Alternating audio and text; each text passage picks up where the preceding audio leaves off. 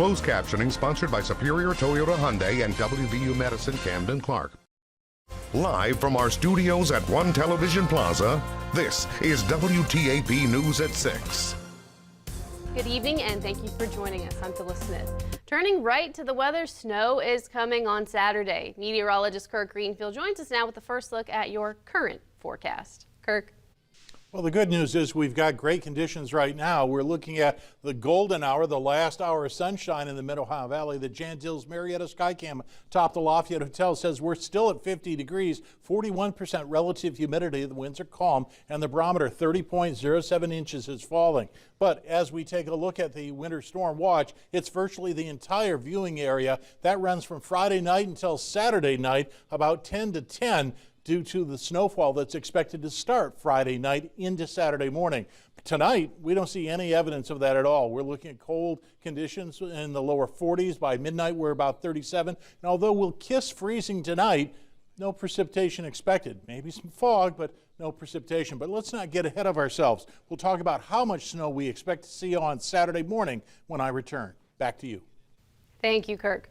Officials across Wood County are back in snow preparation mode after a few weeks without snow. Joe Pack from West Virginia Division of Highways says that his superiors and managers have been monitoring the weather reports. He says they have already started to make schedules for their drivers. Despite the recent mild conditions, Pack says that we are still in what he calls snow removal and ice control season. He says this means all equipment like salt trucks and snow plows is still mounted and ready to go. Looking ahead to this weekend, Pack says he is expecting a normal snowfall. And that means we will use our standard mixture of salt and some abrasives where necessary, and application of salt brine where it's appropriate and where the conditions will allow.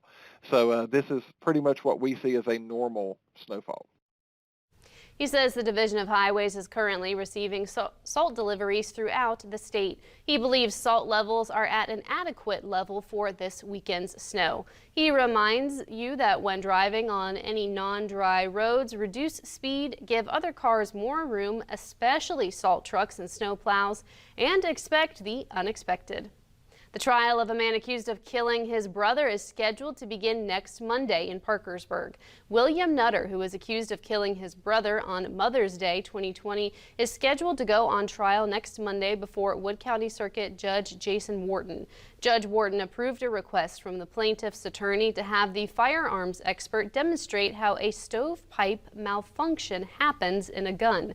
The plaintiff's attorney says this malfunction happened when Nutter allegedly shot his brother, Charles Cottle.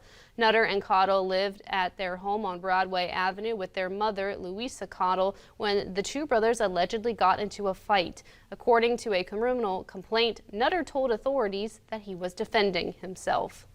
We have more details on that missing person case that brought a mother from the United Kingdom to the U.S. to search for her son. Bryn Hargraves went missing from his Morgantown home in January.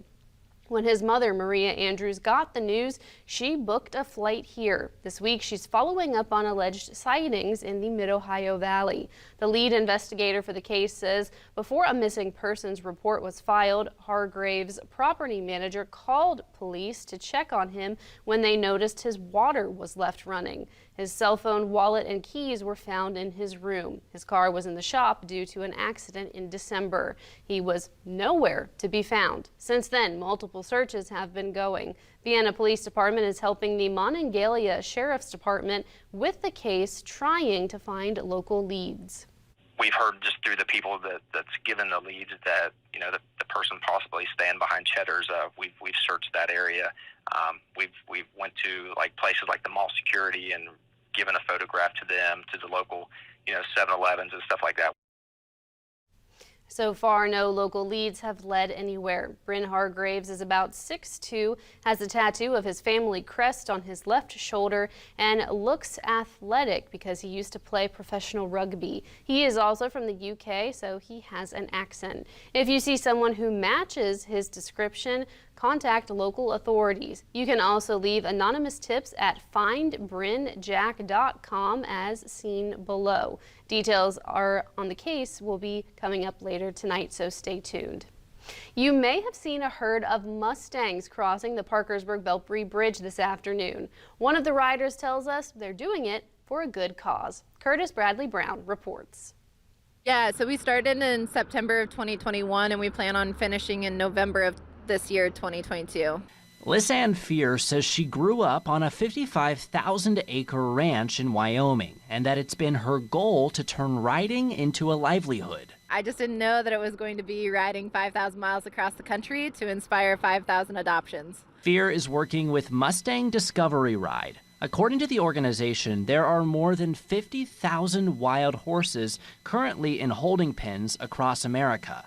They believe each and every one deserves a loving home, and they've already seen some success. So we've had a few people want to adopt Mustangs, but we had a burro, a wild-born donkey, traveling with us for a little bit of the trip, and we've actually had inspired more burro adoptions than Mustang adoptions currently. She says they started their ride-off in Delaware and still have quite a journey ahead of them. Destination is California. Originally on the map, it goes into San Francisco, but we can't legally cross the Golden Gate Bridge on our horses, so we'll be actually finishing up closer to Nampa.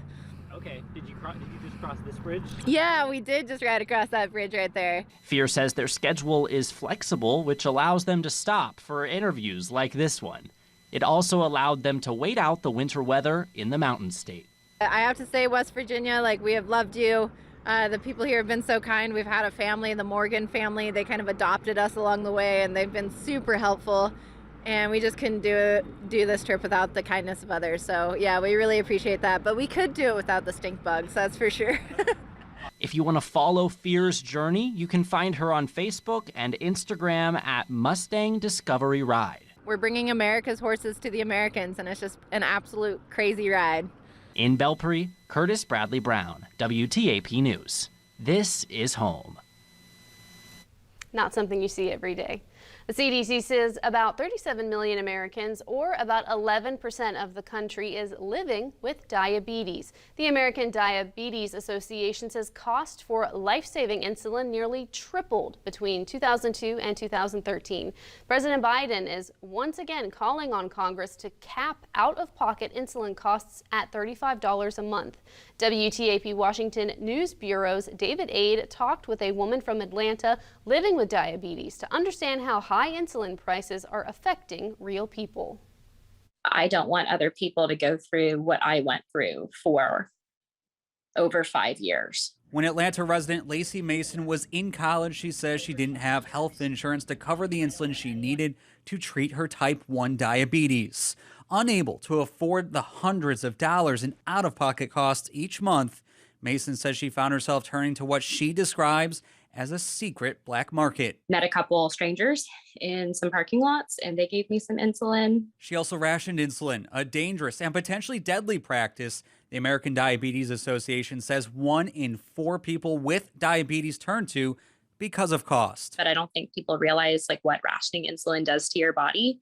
My kidneys hurt. Almost every day I rationed insulin. I could physically feel my kidneys hurt because my blood sugar was so high. I spoke with Georgia Democratic Senator Raphael Warnock, who is sponsoring a bill to cap insulin costs at $35 a month for people with Medicare and private insurance coverage. For the sake of folks who deal with this every day, and for the sake of getting costs under control, we need to do this now. The Pharmaceutical Research and Manufacturers of America, a DC lobbying group which represents the 3 top insulin makers, says middlemen along the supply chain are to blame for high insulin prices.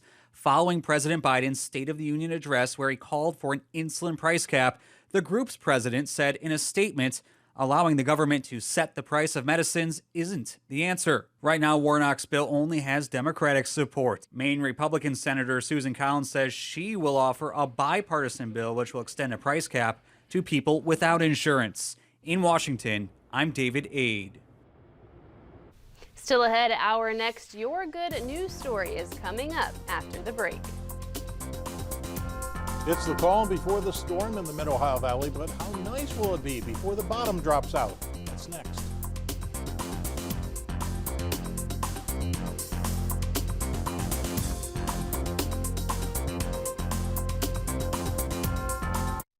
Tonight.